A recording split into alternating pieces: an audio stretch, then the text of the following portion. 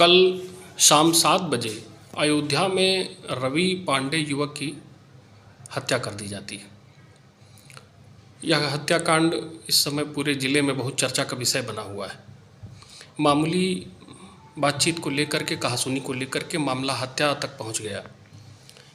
आपके पदाधिकारी भी वहां पर गए थे, आज पीड़ित परिवार से मुलाकात की थी उन्होंने।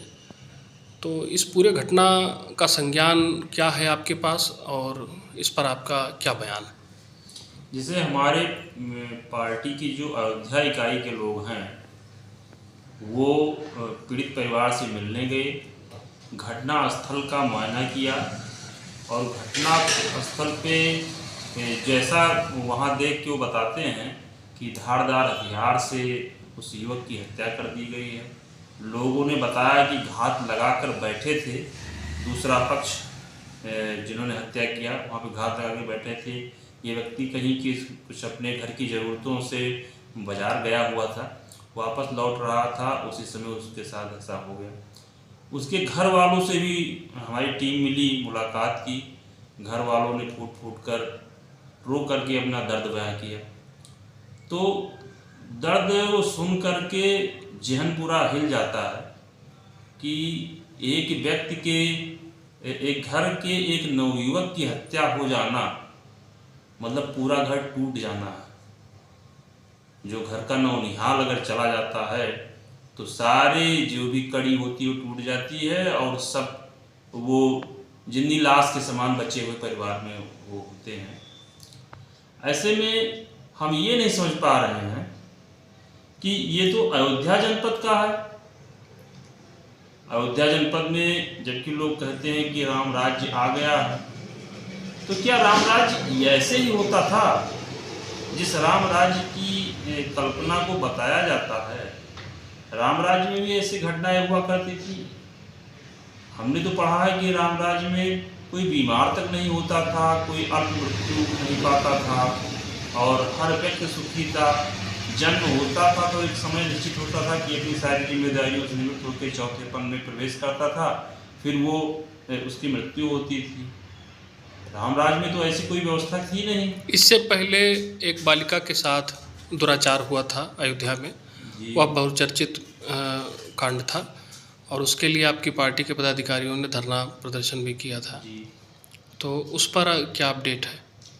उस पर हम तो थोड़ा प्रकाश डालना ही चाहेंगे कि 6-7 साल की बच्ची के साथ दुराचार होता है, ये तो भयानक विकृत मानसिकता वाले लोगों से ही ऐसा हो सकता है। और घटना भी अयोध्या में हुई है, अयोध्या जनपद में, जहां हर तरफ राम राज्य है। तो राम राज्य पे या तो प्रश्न है या तो उन लोगों पे जो ये कहते रहते हैं कि अयोध्या में राम राज्य आ गया है, उन पे प्रश्न है। 6-7 साल की बच्ची के साथ दुराचार होना, बलात्कार होना और उसके बाद भी इस मामले को प्रशासन द्वारा, सरकार द्वारा जो होना चाहिए उसका संज्ञान ना लेकर के एक आम बात समझी जाती है, जिसके लिए हमारी पार्टी गांधी मैदान में धरने पे बैठती है कि कम से कम प्रशासन को ये पता चल सके कि समाज के जिम्मेदार व्यक्ति इस मामले को मतलब मजबूती के साथ उठा रहे हैं। तो ये दोनों घटनाएं तो बहुत ही बेहवल कर देने वाली हैं। अब प्रयागराज में देखा जाए तो अभी हाल ही में एक ही परिवार के 5 लोगों की हत्या हुई, उस पर क्या कहेंगे? शासन प्रशासन से क्या कहना चाहेंगे? क्यों ये अपराध की घटनाएं लगातार बढ़ रही हैं? क्यों? इस पर आपका बयान चाहेंगे। इस पे मात्र 2 या 3 दिन पहले प्रयागराज में जो घटना हुई, एक ही परिवार के 5 व्यक्तियों की निर्मम नृशंस हत्या कर दी गई। बहुत ही खेद भरा विषय है, बहुत ही दुख की बात है। हम प्रशासन को तो ये कहना चाहेंगे कि प्रशासन की जो जिम्मेदारियां होती हैं, जब सीट पे बैठने से पहले जो आप शपथ लेते हैं, कृपया उसको ध्यान दीजिए कि आपने किन जिम्मेदारियों के लिए संबंधित सीट पे आसीन हैं। और शासन से तो हम ये कहेंगे कि जब उत्तर प्रदेश में मीडिया के माध्यम से बताया जाता है कि उत्तर प्रदेश की शासन व्यवस्था इतनी चुस्त दुरुस्त है, यहाँ की न्यायपालिका कुछ इस कदर है कि मामले न्यायालय में नहीं जाते हैं, केवल प्रशासन के संज्ञान में आते हैं और शासन तुरंत उस पर अपना निर्णय सुना देता है।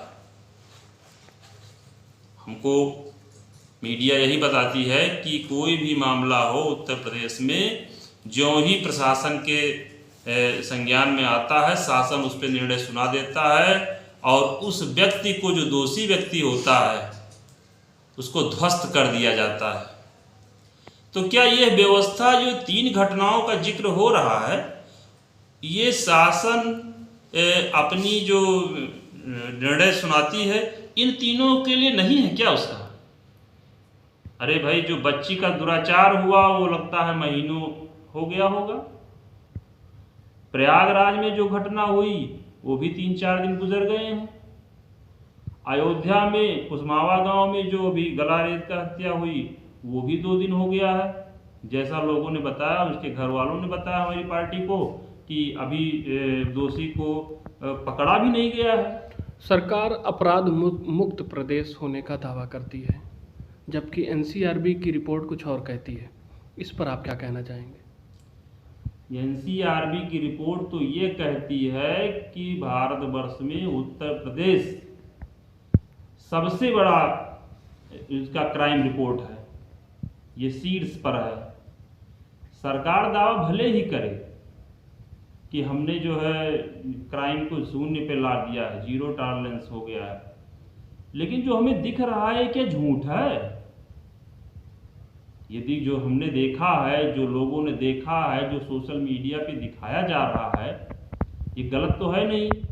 हम ये मानते हैं कि सरकार इसमें फेल है। ऐसे निर्णय में, ऐसी निर्णय वाली व्यवस्था कि जिससे जरा सा भी लोगों के मन में डर नहीं है कि हम अगर गलत करेंगे तो हमारे साथ भी गलत हो सकता है। और सरकार कहती है कि ना गुंडा राज, ना भ्रष्टाचार, हम देंगे ऐसी सरकार। हाल ही में हुए जो मतलब कल की घटना रही है, उस पर मतलब रवि हत्याकांड को लेकर के शासन से क्या अपील करना चाहेंगे? शासन से तो हम अपील करेंगे कि जो पीड़ित पक्ष है उसके सहानुभूति में उसको न्याय देने के तर्ज पे जो विपक्षी है, जिसने रवि की हत्या की है, उसको पकड़ा जाए, उसको जेल में बंद किया जाए और उसके घर को, जैसा उत्तर प्रदेश में न्याय की व्यवस्था रही है, उसके घर को ध्वस्त कर दिया जाए, उस पर बुलडोजर चलाया जाए। ये बुलडोजर कब चलेगा? किन लोगों के लिए बुलडोजर है? जब कोई ब्राह्मण पीड़ित होता है तो उसके विपक्षियों को पे बुलडोजर क्यों नहीं चलाए जाते हैं? क्या जाति देख करके शासन किया जाता है? अरे भाई, प्रदेश के लिए सारी जनता मुखिया के लिए एक है, राजा के लिए एक है। आप क्यों नहीं बुलडोजर चलवाते हैं? क्यों नहीं आदेश देते हैं? प्रशासन क्यों नहीं सूचनाएं देता है सरकार को कि ऐसी घटनाएं हुई हैं और तत्काल बुलडोजर चलाना चाहिए? एक चीज हम और कहेंगे कि हमारे जनप्रतिनिधि केवल मत लेके निर्वाचित होना ही जानते हैं, जबकि सरकार को चाहिए कि जिस क्षेत्र में ये घटना हुई है उस क्षेत्र का विधायक, सांसद वो आकर के वहां बैठ जाए और जब तक दोषी पकड़ा ना जाए, उसके खिलाफ कोई ठोस कार्रवाई ना हो, तब तक उसको वहां रहना चाहिए। ये काम सिर्फ संबंधित थाने का ही नहीं है, संबंधित जनप्रतिनिधि, निर्वाचित जनप्रतिनिधियों का भी है और उनको आना चाहिए। जो भी यहाँ का विधायक हो, अयोध्या का जो भी सांसद हो, उसकी जिम्मेदारी बनती है कि वो आकर के पीड़ित परिवार से मिले और दोषी को सजा दिलाए और तब तक न जाए जब तक दोषी को पकड़ा न जाए। ये हमारा कहना है।